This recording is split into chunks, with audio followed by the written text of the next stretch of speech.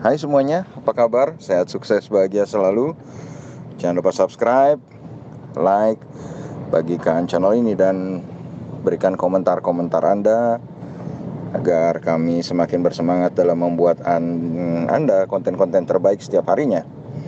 Dan bagi Anda yang selama ini telah mendukung kami doakan Anda selalu diberikan kesehatan, rezeki, dan kebahagiaan yang melimpah. Mari kita mulai market review tentang apa yang terjadi di pasar modal kita hari ini. Hari ini ya market turun sangat dalam. IHSG memang sempat dibuka melemah tipis di 5.779,671 dan sempat naik ke teritori hijau di 5.798,292, namun anjlok sampai ke titik terendahnya di 5.563,862 dan akhirnya memantul kembali untuk ditutup di 5.612,415 atau melemah 170,920 poin atau 2,96%. Tercatat 112 saham menguat dan 405 saham melemah dengan total transaksi yang cukup jumbo terjadi, yaitu 32,839 triliun. Investor asing hari ini melakukan net foreign sale besar-besaran sebesar 2,69 triliun. Salah satu berita yang banyak beredar adalah bahwa kembali diberlakukannya PSBB seperti di bulan September menyebabkan IHSG langsung kembali rontok ke bawah. Tetapi kalau kita lihat sebetulnya seluruh market Asia hari ini berada dalam teritori merah. Indeks Nikkei 225 Jepang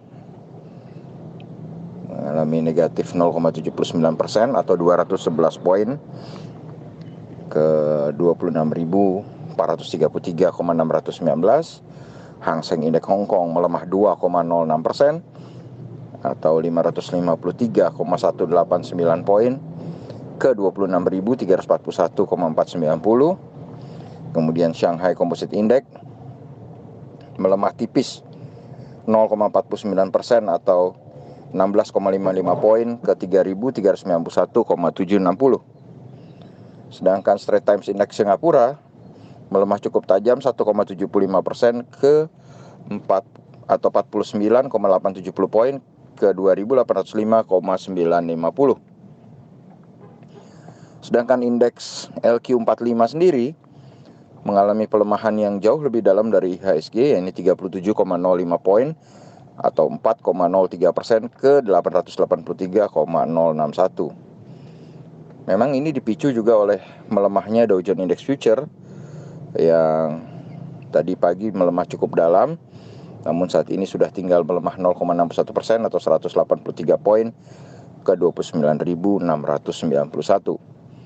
Yang cukup mengherankan adalah posisi DXY atau dolar indeks yang cenderung terus melemah, terkoreksi 0,12% ke 91,680, tetapi justru bursa saham anjlok dan juga harga emas dunia juga anjlok. Ini sedikit membingungkan ya, sedikit kontradiktif. Karena biasanya kalau rupiah menguat, dolar melemah, pasar saham akan menguat, demikian juga emas. Dan kalau kita lihat market Eropa saat ini justru berada dalam teritori hijau ya.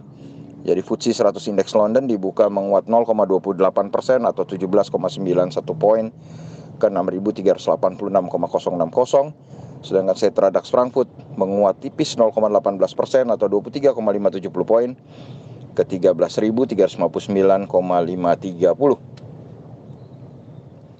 Dan kalau kita lihat dari daftar saham-saham yang dibeli oleh investor asing, maka pemuncaknya atau juaranya adalah TOWR dengan net foreign buy sebesar 167,2 miliar, total transaksi 2,6 triliun. Ini cukup jumbo transaksi di TOWR. Jarang kita lihat TOWR transaksinya sampai 2,6 triliun. Dan TOWR sendiri melemah 30 poin atau 2,67% ke 1095. Lalu di tempat kedua ada MDKA, total transaksi 2,1 triliun, net foreign buy 136,7 miliar, dan sahamnya sendiri MDKA turun 1,27% atau 25 poin ke 1940. Jadi kalau kita lihat saham pertambangan emas masih terus diburu oleh asing. Yang mengherankan adalah emasnya turun. Kemudian di tempat ketiga ada CARE yang net foreign buy 130,6 miliar. Net foreign buy 34,8 miliar dengan total transaksi 130,6 miliar.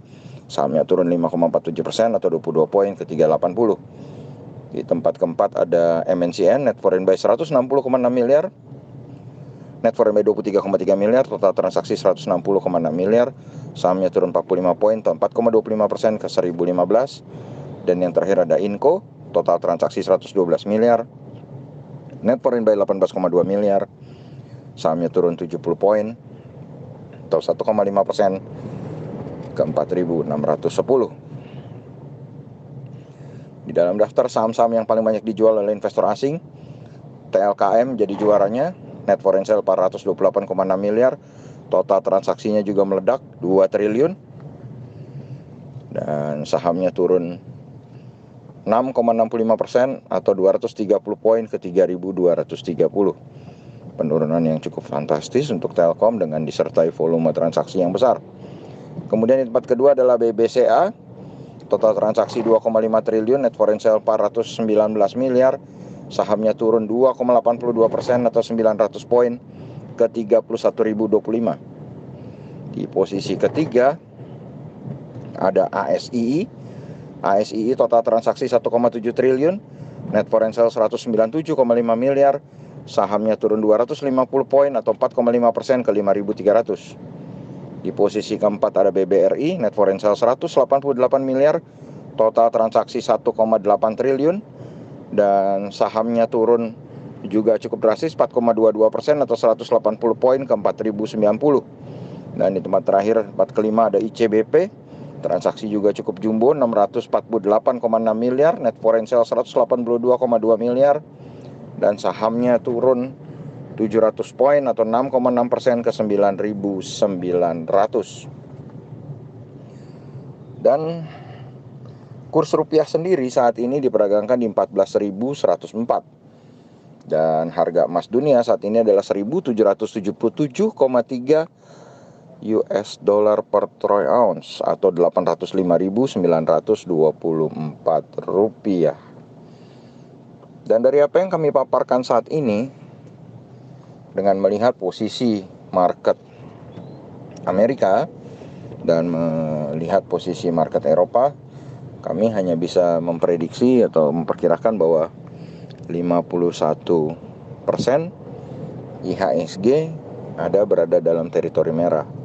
Semoga saja prediksi kami salah sehingga besok IHSG bisa berbalik hijau seperti harapan Anda semua. Tapi kami melihat masih ada unsur tekanan.